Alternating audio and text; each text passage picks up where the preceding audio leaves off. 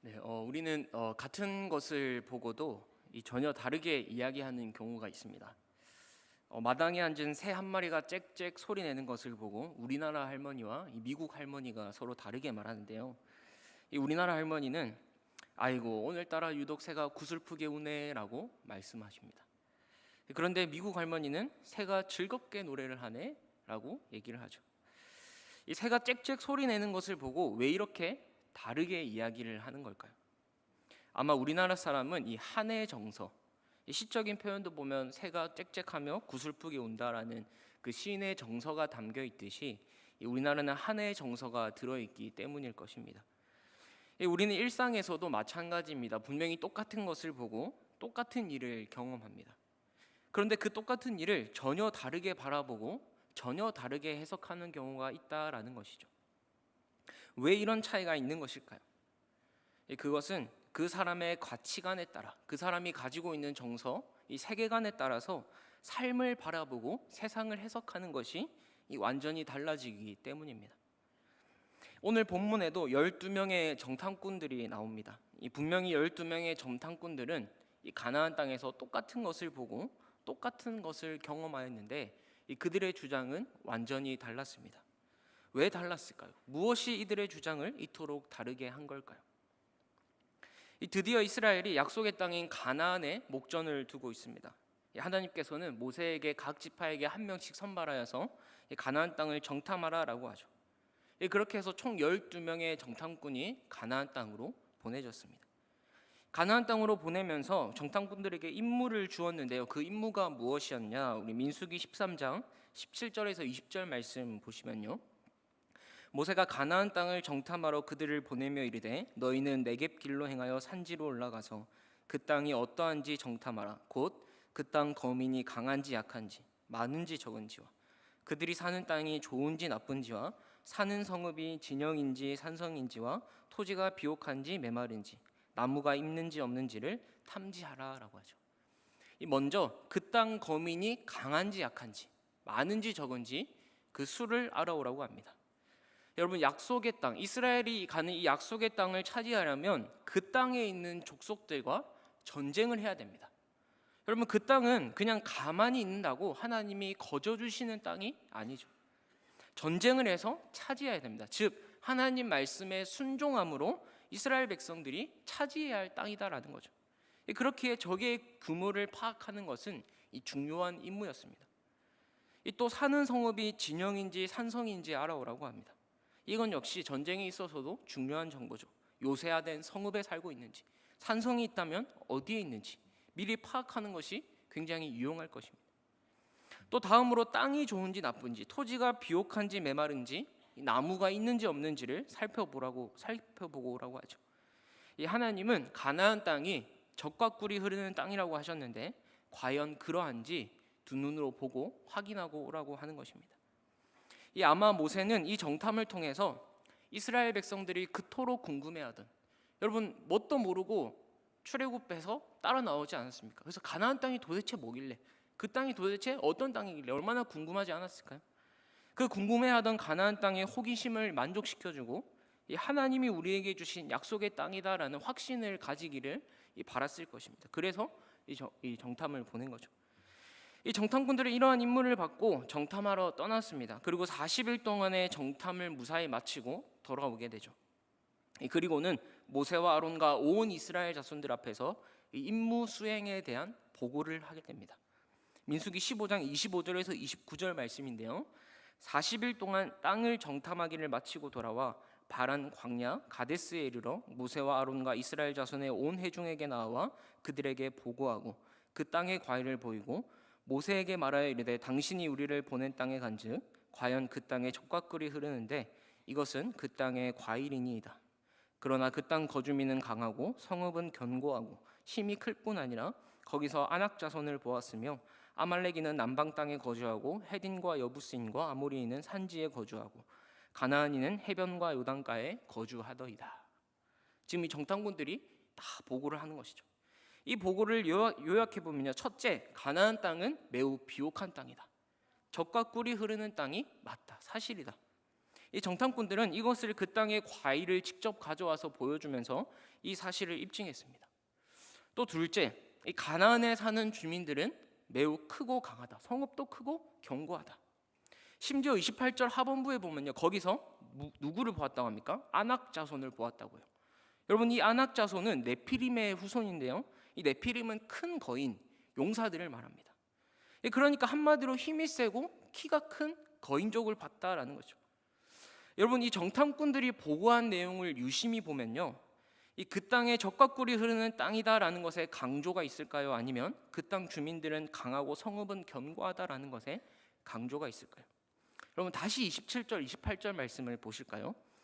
모세에게 말하여 이르되 당신이 우리를 보낸 땅에 간즉 과연 그 땅에 젖과 꿀이 흐르는데 이것은 그 땅의 과일이니이다. 그러나라고 하죠. 여기서 그러나라는 접속사가 중요합니다. 그러나 그 땅 거주민은 강하고 성읍은 견고하고 힘이 클 뿐 아니라 거기서 아낙 자손을 보았으며라고 하죠. 이 핵심은 뒤에 말에 있습니다. 그러나 그 땅 거주민은 강하고 성읍은 견고하다. 심지어 거기서 거인족인 아낙 자손을 보았다. 이게 정탐꾼들이 말하고자 하는 이 핵심이었던 것이죠. 우리도 이야기할 때 보면요, 이 집사님이 이렇게 한 거는 이해할 수 있어. 근데 이건 좀 아니잖아. 여러분, 여기서 이 사람이 말하고 싶은 게 뭐죠? 근데 이건 좀 아니잖아. 이걸 말하고 싶어 하는 거죠. 이 마찬가지입니다. 정탐꾼들 역시 말하고 싶었던 것은 과연 그 땅이 젖과 꿀이 흐르는 땅이 맞지만 그러나 그 성읍은 견고하고 그 땅 거주민은 강하다라는 겁니다. 정탐꾼들은요, 이 모세가 지시한 내용에 대해서 충분히 임무를 잘 수행해 왔습니다. 여기까지는 정탐꾼들이 가나안 땅을 보면서 정탐하면서 보고 온 팩트, 이 사실이죠.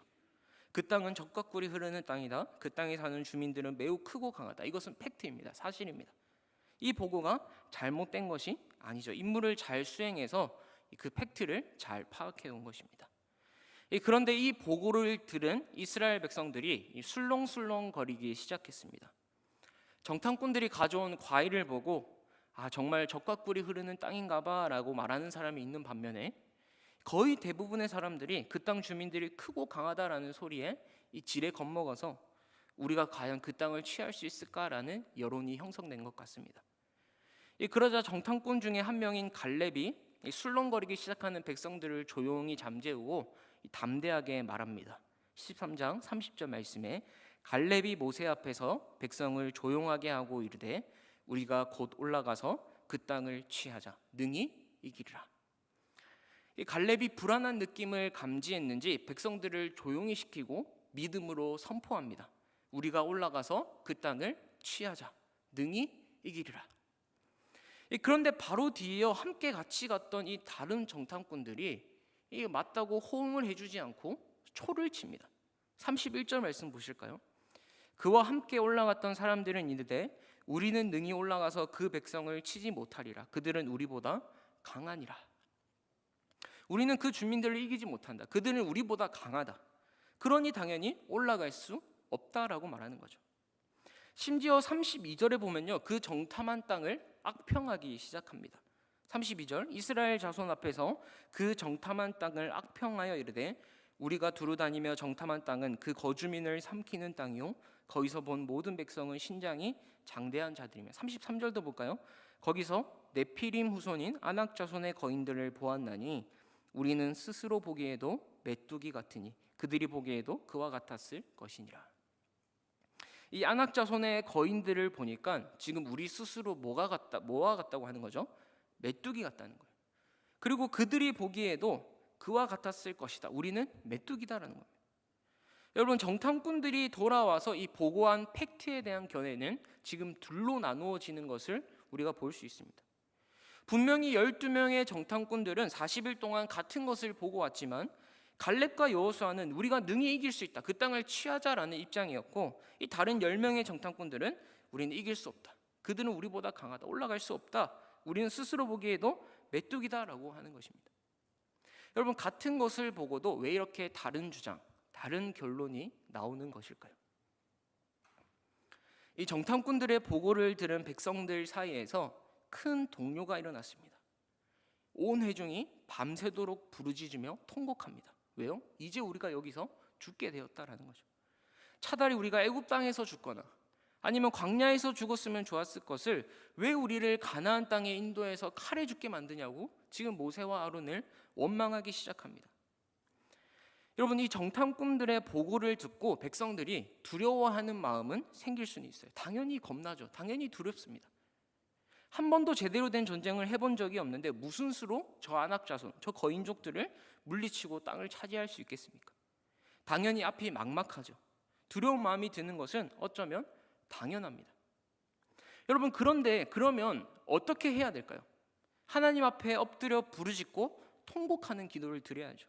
하나님께서 이 두려운 마음을 없애달라고, 하나님께 담대한 믿음을 달라고, 도와달라고 간절히 기도해야 되지 않겠습니까? 그런데 지금 이스라엘 백성들을 보세요. 소리 높여 부르짖고 밤새도록 통곡하는데 그 통곡이 하나님을 향한 통곡이 아닙니다.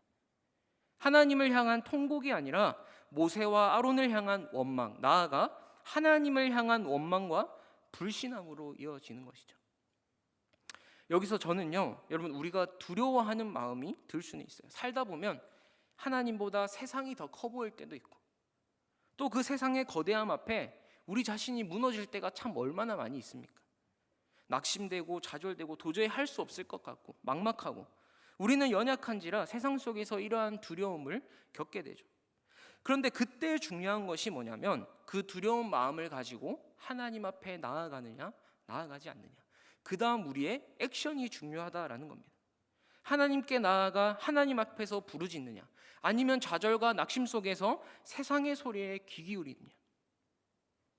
어떤 사람은 그 두려움 때문에 그저 낙심만 하고 포기해서 하나님의 놀라운 역사를 경험하지 못하는 반면에, 어떤 사람은 그 두려움 때문에 오히려 더 하나님 앞에 나아가서 하나님께 매달리고 하나님의 은혜를 경험하여 놀라운 하나님의 역사를 경험하는 사람들이 있더라라는 것이죠.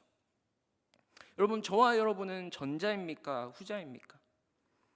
여러분, 그 두려움 때문에 하나님의 놀라운 역사를 경험하지 못하는 자가 아니라 오히려 그 두려움 때문에 하나님의 놀라운 역사를 경험하는 자가 되기를 간절히 소망합니다. 나의 앞길이 막막하고 아무것도 해놓은 것 같은 거 없는 것 같은 그런 허무함이 들고 이 세상의 벽 앞에서 낭망하고 좌절할 때라도 여러분, 주님을 바라보시기를 바랍니다. 여전히 우리의 삶의 주인 되셔서 우리를 인도하고 계시는 그 주님을 바라보시기를 바랍니다.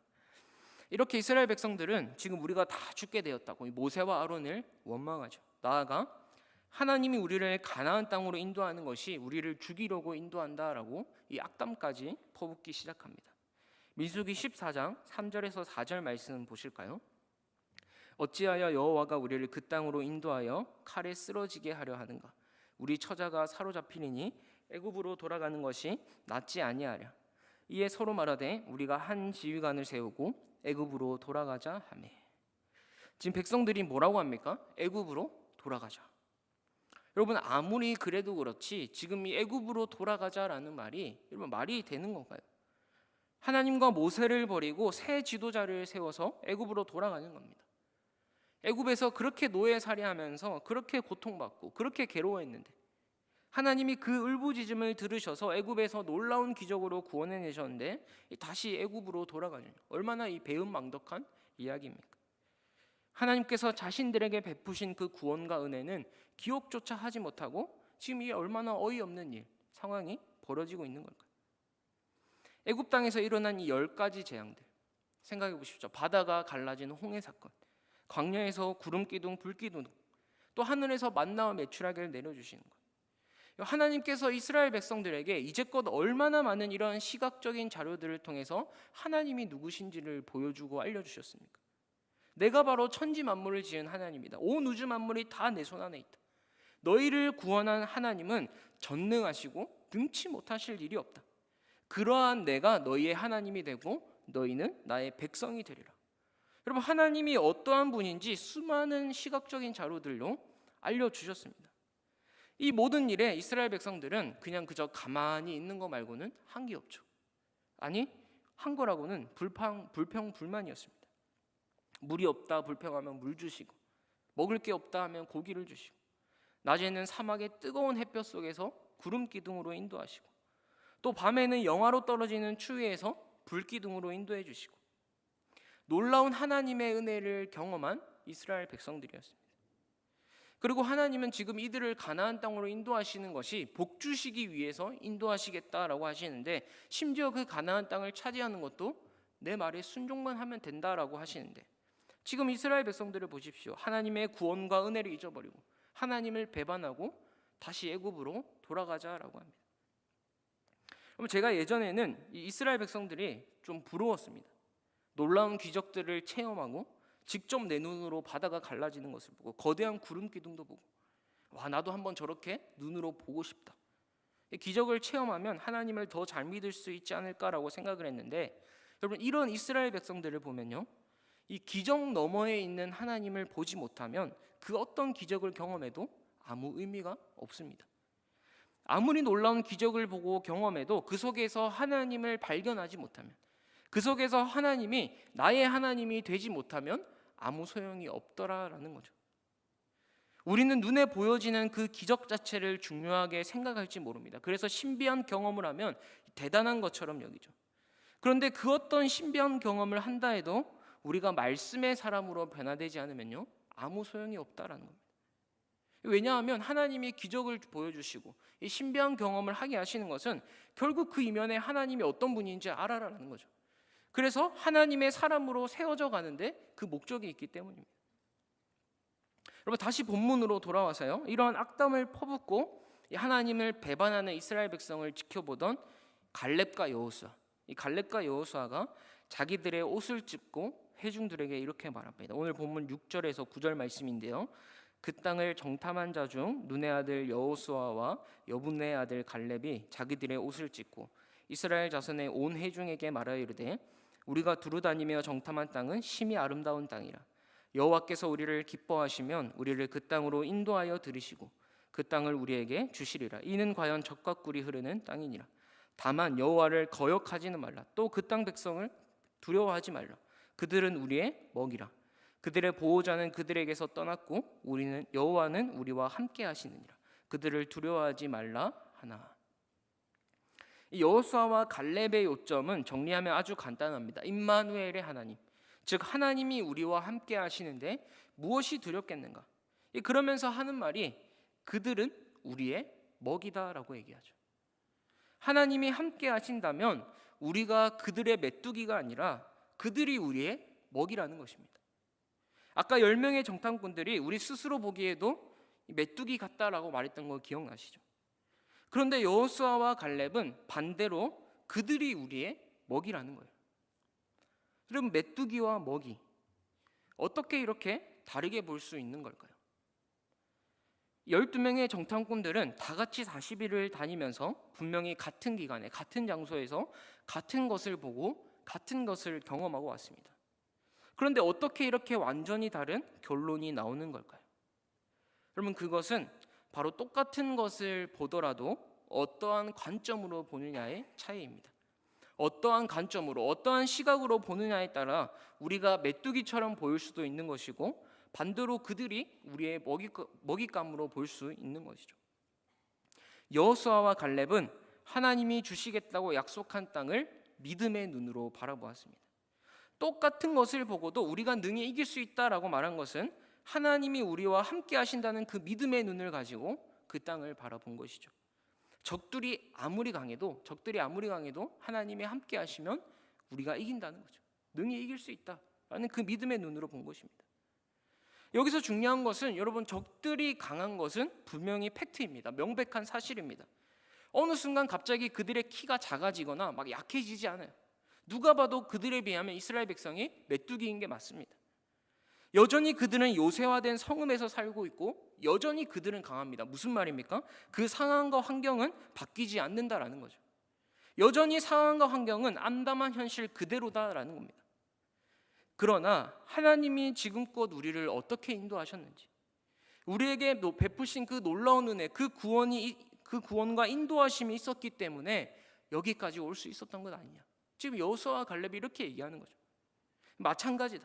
적들이 강한 것은 사실이지만 그 사실은 변하지 않지만 우리가 하나님을 신뢰하고 순종할 때 하나님이 하실 것이다. 하나님은 반드시 가나안 땅을 우리에게 주시겠다고 약속하지 않으셨느냐? 그러면 하나님이 이루어 가실 것이다. 하나님이 우리와 함께 하시기에 우리가 메뚜기가 아니라 그들이 우리의 먹이다라고 이야기하는 것입니다. 여러분, 갈렙과 여호수아 그리고 10명의 정탐꾼들, 차이가 무엇인가요? 같지만 다른 눈을 가졌다는 것입니다. 똑같은 것을 보고 왔지만 여호수아와 갈렙은 믿음의 눈을 소유했더라라는 거죠. 그 믿음의 눈으로 이 삶을 바라보고 지금 일어난 일을 해석하고 하나님의 약속을 신뢰했던 것입니다. 10명의 정탐꾼들이 말하는 가나안 땅은 그림의 떡이었습니다. 그 주민들은 너무 강하다. 하지만 그에 비해 우리는 전투 경험도 없다. 무기도 없다. 여러분, 맞죠? 사실이죠. 어떻게 보면 이게 더 상식적이지 않습니까? 여러분, 전쟁에서 군대를 이끄는 군대 장관이라면 당연히 승산 없는 싸움은 하지 않습니다. 어리석고 무모한 싸움은 피하는 게 맞습니다. 이런 점에 비추어 보면요, 10명의 정탐꾼들이 오히려 더 정확한 팩트를 기반으로 해서 더 정확한 현실 감각을 가지고 더 정확한 주장을 한 것이지 않습니까? 사실 그들의 해석이 어떻게 보면요, 더 현실을 잘 파악한 것입니다. 세상 물정을 잘 파악한 해석이죠. 하지만 성도 여러분, 우리는 팩트를 보고 현실을 보고 사는 사람이 아닙니다. 우리는 믿음으로 사는 사람이요, 현실을 뛰어넘어 하나님의 말씀을 신뢰하며 사는 자들인 줄 믿습니다. 여러분, 하나님과 함께하면 두려울 것이 없고 하나님이 도우시면 능히 이길 수 있다라는 그 믿음으로 사는 자들이죠. 여러분, 현실 감각만 있다고 해서 뭐 다 할 수 있는 것은 아니다라는 겁니다. 무엇보다 중요한 것은 믿음의 눈을 가지고 하나님을 바라본다라는 것이죠. 이 10명의 정탐꾼들은 현실을 보고 정확히 파악했습니다. 우리는 그들에 비하면 메뚜기다. 하지만 여호수아와 갈렙은 하나님 말씀을 신뢰하면서 그들이 우리의 먹이다라고 말하죠. 여러분, 저와 여러분은 여호수아와 갈렙처럼 믿음의 눈을 소유하고 있습니까? 아니면 10명의 정탐꾼들처럼 현실의 감각만을 소유하고 있나요? 여러분, 우리가 잘 아는 그 유명한 다윗과 골리앗의 싸움도 보면요, 사울은 이 골리앗이라는 거대한 현실 앞에서 두려워서 아무것도 못하고 있었습니다. 그도 그럴 것이 성경에서 골리앗을 묘사하는 게요, 어마어마한 장군으로, 이 골리앗을 생김새에 묘사하는 데만 무려 4절을 할애하면서 아주 상세히 묘사하죠. 한마디로 그냥 이겁니다. 누가 봐도 이길 수 없는 골리앗이 나왔다라는 거예요. 그 골리앗이 이스라엘 군대를 향하여 조롱하고 모욕합니다. 그런데 그 누구도 나서지 않아요. 온 이스라엘이 크게 두려워하면서 벌벌 떨고 있습니다. 여러분, 하지만 다윗은 달랐죠. 어찌하여 감히 살아계시는 하나님의 군대를 모욕할 수 있는가? 너는 칼과 창과 단창으로 내게 나아오거니와 나는 만군의 여호와 이름으로 나아가노라. 여호와의 구원하심이 칼과 창에 있지 아니함을 이 무리에게 알게 하시리라. 전쟁은 여호와께 속한 것인즉 그가 너희를 우리 손에 넘기시리라라고 믿음의 고백을 합니다. 사울과 다윗은 분명히 같은 골리앗을 봤습니다. 어마무시한 골리앗을 같이 보고 있음에도 그것을 해석하는 시각은 완전히 달랐던 것이죠. 왜냐하면 사울이 보지 못한 것을 다윗은 보았기 때문입니다. 무엇입니까? 이스라엘과 함께하는 하나님.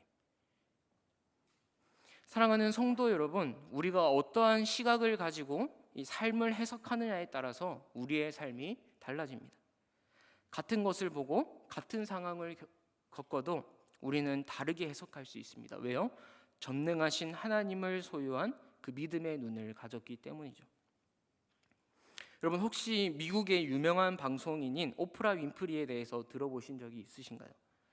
이 오프라 윈프리 쇼라는 이 세계적으로 유명한 토크쇼를 1983년부터 2011년까지 진행했던 이 방송했던 사람인데요. 이 오프라 윈프리는 세계에서 가장 영향력 있는 여성으로 뽑히기도 했습니다. 그런데 이 오프라 윈프리가 어린 시절은 정말 처참하게 비참한 생활을 했다고 합니다. 그녀는 빈민가에서 10대 미혼모의 사생아로 태어났고요. 9살에는 이 어린 시절 9살에는 사촌에게 성폭행을 당했고, 또 성폭행으로 인해서 14살에 임신을 해서 미혼모가 되었다라고 합니다. 그런데 그렇게 낳은 아기는 태어난 지 2주 만에 죽게 됩니다. 아무도 의지할 곳이 없었던 그녀는 이 마약 중독자로 10대를 보내면서 그런 고된 삶을 살아야 했죠. 이렇게 누구에게도 드러내고 싶지 않은 암울하고 불운한 과거를 가지고 있었지만 이 그녀는 타임지가 뽑은 세계에서 가장 영향력 있는 이 백인으로 뽑히기도 했습니다. 이 오프라 윈프리가 쓴 자서전에서 이것이 사명이다라는 자서전을 썼는데요. 이 네 가지 사명을 말합니다. 첫째, 남보다 더 많이 가졌다는 것은 축복이 아니라 사명이다. 둘째, 남보다 아파하는 것이 있다면 그것은 고통이 아니라 사명이다. 셋째, 남보다 설레는 꿈이 있다면 그것은 망상이 아니라 사명이다. 넷째, 남보다 부담되는 어떤 것이 있다면 그것은 사명이다.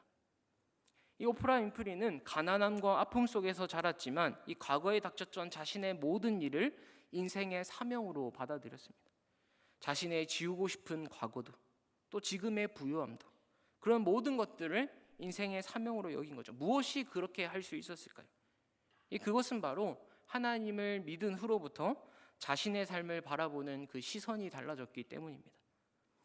하나님의 시선으로 믿음의 눈으로 자신의 삶을 바라보자 이 과거의 아픔도 가난함도 또 현재의 부유함과 꿈도 자신에게 부닥치는 모든 것을 사명으로 받아들이고 이 사명감이 오늘의 자신을 만들었다라고 고백하는 거죠. 저는 이 오프라 윈프리가 고백한 네 가지 사명, 이것이 사명이다라는 이 네 가지 사명이 정말 가슴에 사무치듯 새겨지는 고백으로 느껴집니다. 다시 첫 번째로 보시면 남보다 더 많이 가졌다는 것은 축복이 아니라 사명이다라는 거예요.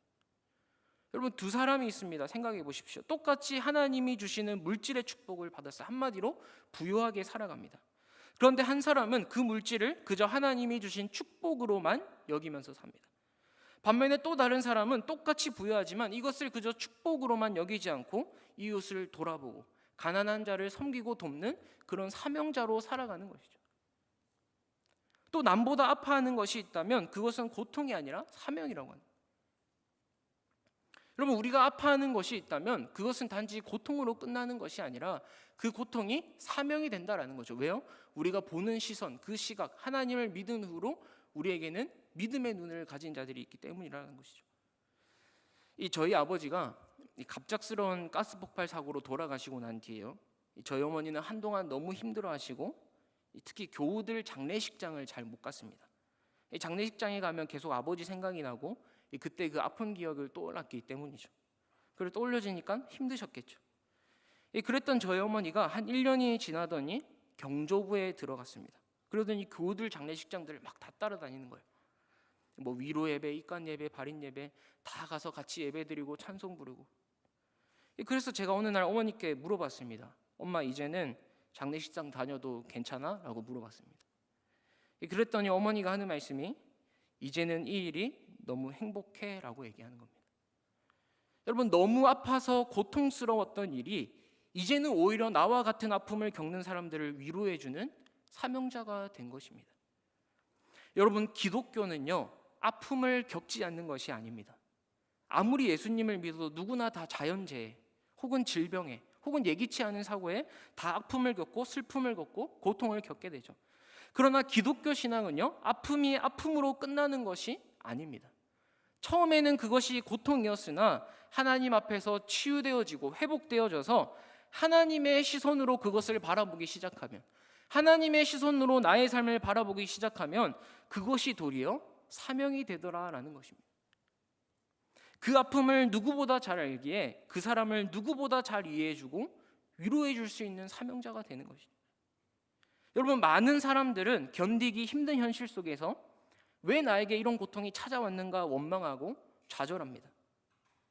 그러나 저와 여러분은 그 고통을 사명으로 여기는 자가 되기를 간절히 소망합니다. 똑같은 아픔을 겪어도 우리는 다르게 바라보아야 하는 것이죠. 우리의 삶은 어떠한 시각으로 바라보느냐에 따라서 완전히 달라집니다.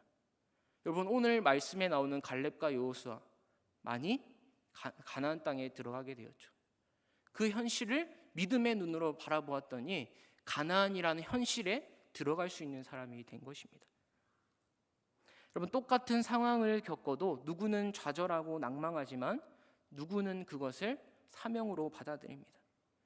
우리는 하나님의 시선으로 우리의 인생을 바라보기에 우리가 겪는 모든 아픔들은 그저 아픔으로 끝나는 것이 아니라, 고통으로 끝나는 것이 아니라 도리어 사명이 될 줄 믿습니다.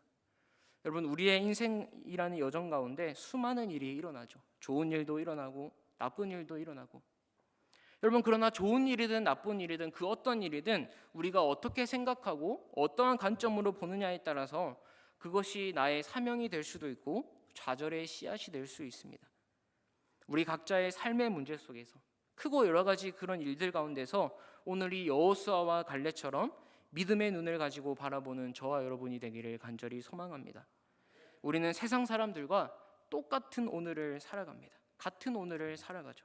같은 상황을 겪고 똑같은 것을 보아도 여러분, 우리는 달라야 합니다. 우리는 다르게 해석해야 되죠. 세상 돌아가는 뉴스를 봐도 또 영화를 봐도 우리는 하나님의 말씀의 가치관으로 다르게 해석하고 다르게 보고 다르게 말하고 다르게 살아야 할 줄 믿습니다. 이 사회 전반에 일어나는 일들, 이 일들을 어떻게 바라봐야 할지, 여러분, 하나님 믿는 자라면 이것을 어떠한 시각으로 바라봐야 할지 하나님 앞에서 고민하면서 믿는 자답게 이 땅을 살아가는 우리 대길교회 모든 성도님들 되시기를 주님의 이름으로 축복합니다. 함께 찬양하겠습니다. 우리 시선이라는 찬양인데요, 우리가 오늘 들었던 말씀을 생각하면서 우리의 삶을 또 우리가 하나님의 마음, 하나님의 시선으로 볼 수 있게 해달라고 우리 같이 함께 찬양하며 하나님 앞에 나아가도록 하겠습니다.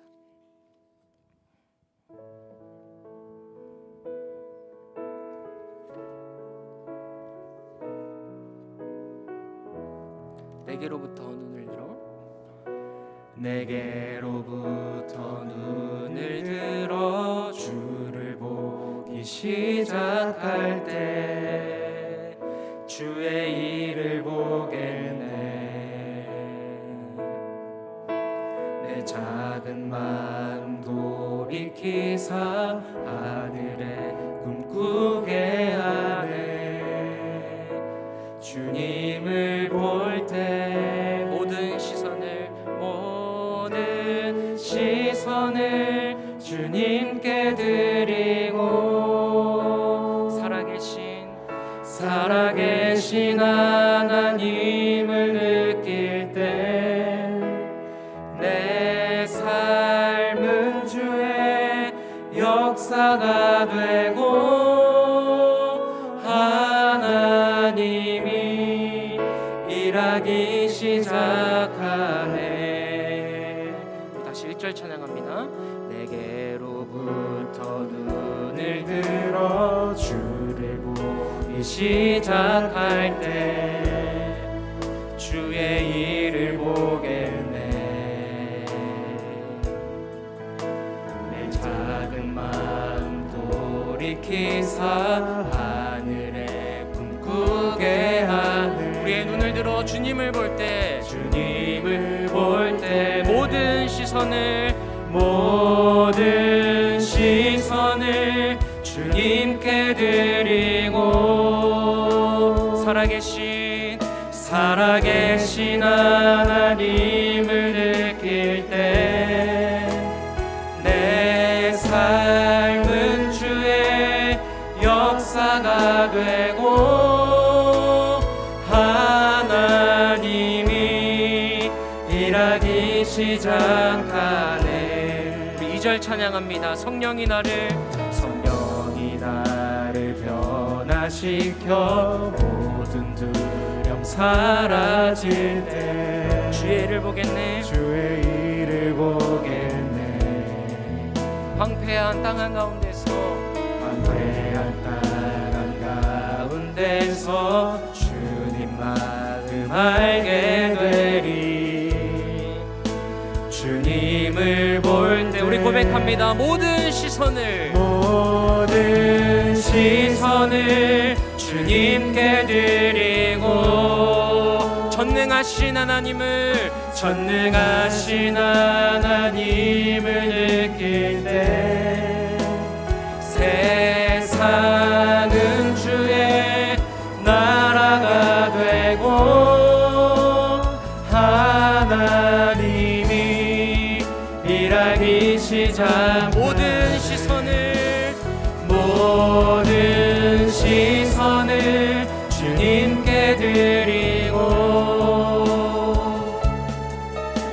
전능하신 하나님을 느낄 때 세상은 주의 나라가 되고 하나님이 일하기 우리 다시 한 번 더 믿음의 눈을 들어 모든 시선을 주님께 드립니다. 드리고 살아계신 하나님을 느낄 때 살아계신 하나님을 느낄 내 삶은 주의 역사가 되고 내 삶은 주의 역사가 되고 하나님이 우리 다시 한 번 더 믿음의 고백을 들어 모든 시선을 주님께 드리고 살아계신 하나님을 느낄 때 내 삶은 주의 역사가 되고 하나님이 일하기 시작하네. 여러분 이 시간 함께 기도하실 때에 여러분 오늘 말씀을 보면요 이스라엘 백성들이 한 지휘관을 세워서 다시 애굽으로 돌아가자 합니다. 여러분 그 근본적인 동기가 무엇인지 아십니까? 믿음이 없는 거예요.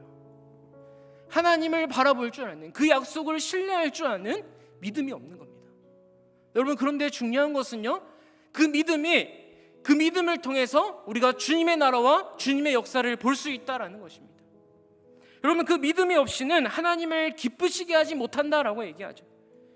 하나님의 믿음이 없이는 능력의 도구로 우리가 쓰임받을 수 없는 것입니다. 하나님의 능력은 그 믿음을 가진 자에게 나타나는 것이죠. 우리가 이 시간 함께 기도하실 때에 하나님 제가 하나님의 그 마음, 그 주님의 시선을 나에게 허락하여 주시옵소서. 하나님 그래서 똑같은 것을 겪고 경험하더라도 그 하나님의 시선으로 우리가 눈을 들어 모든 시선을 주님께 드릴 때에 내 삶이 하나님의 나라, 그 하나님의 역사가 될 수 있는 그런 귀한 주님의 축복의 통로로 우리를 사용하여 주시옵소서. 우리 함께 말씀을 생각하면서 함께 기도하며 나아가시겠습니다. 기도합니다.